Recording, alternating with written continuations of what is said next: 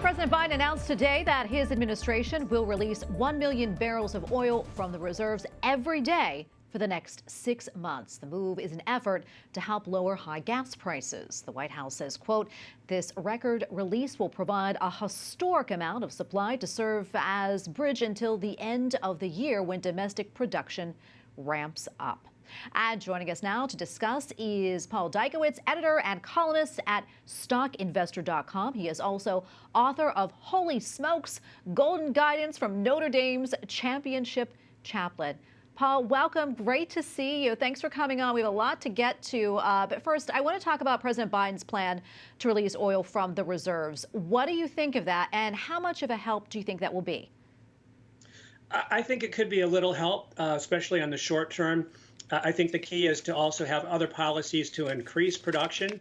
So it should be a combination of strategies, but that at least is one first step to try to help some people initially in the early stages with all the needed oil that has to go to our allies in Europe and other places due to what's happened in Ukraine. Yeah, and as you know, President Biden has repeatedly blamed the high gas prices on Russia and the war in Ukraine. That said, how much has Russia's invasion of Ukraine impacted our economy, and in what ways?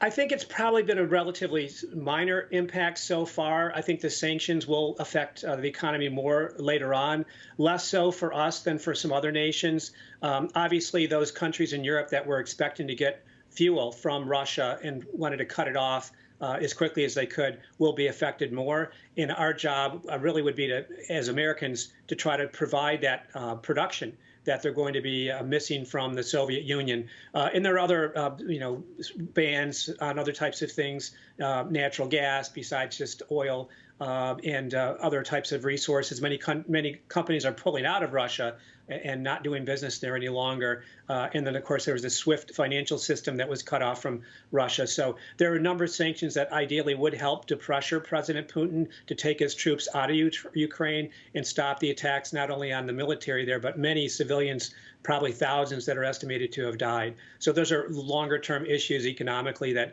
also have a humanitarian aspect to them as well, with the deaths and injuries that are taking place, unfortunately. Yeah, and here at home, you know, a lot of people are concerned about inflation and worried that we may be headed into a recession. From your perspective, do you think that's where things are going here in the United States? Initially, on the short term, no. I see 4 key risks that we want to be monitoring and that will push down consumption. One, of course, is rising interest rates. That's a big issue. You'll have the Fed promising 6 more increases of the federal funds rate during the course of the year after already recently raising it. So that's one of the source of pressure. They need to do that to control inflation, which has gotten to be to its highest points in the last decade. So inflation is a second item that needs to be controlled, and that could take time to ratchet down with the increased interest rates. A third one is the global crisis with the geopolitical problems, particularly with Russia's attack of Ukraine, and when they make claims about cutting back on bombing and then they bomb further in the same places they said would cut back, that does not bode well for the peace talks and for this situation to end anytime soon. And of course, you have the humanitarian crisis with 4+ million refugees from Ukraine going to neighboring nations to flee the attacks that have not only targeted military installations but also civilians in residential areas, hospitals, schools, churches. So that's a huge issue going forward. And then, of course, another thing is supply chain issues. That has reduced the amount of product that's available. So you may have increasing dollars available with some of the government funding for people who needed help, but you also have increased demand. And consequently, if you have fewer products, that would raise prices yet, even beyond what we've seen so far. So that's another risk that could slow down the economy. So I view it as more of an economic Lent, as opposed to a recession that we'll be facing, with people needing to reduce consumption, make some sacrifices, just like they do in Lent, but expect it to go well beyond the 40 days of Lent. Yeah, Paul, we probably have maybe about a minute or left, but I want to ask you, what concerns you the most right now on the financial front, on our economy, and what advice would you give folks who are worried about, where things are going right now? I would just encourage people to stay calm. So often people can make short-term decisions that seem to be good, temporarily, but then they don't get back in the market if they want to pull out. So I would just sort of stay calm.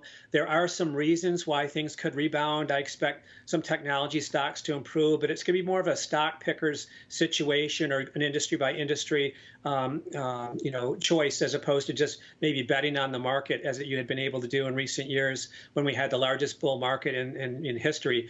The other thing to point out to people is just to be careful about doing things that seem like they're too speculative.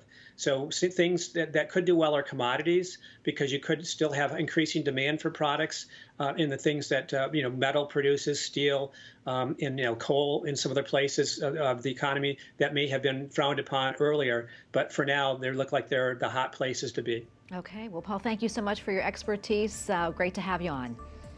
My pleasure. Thank you.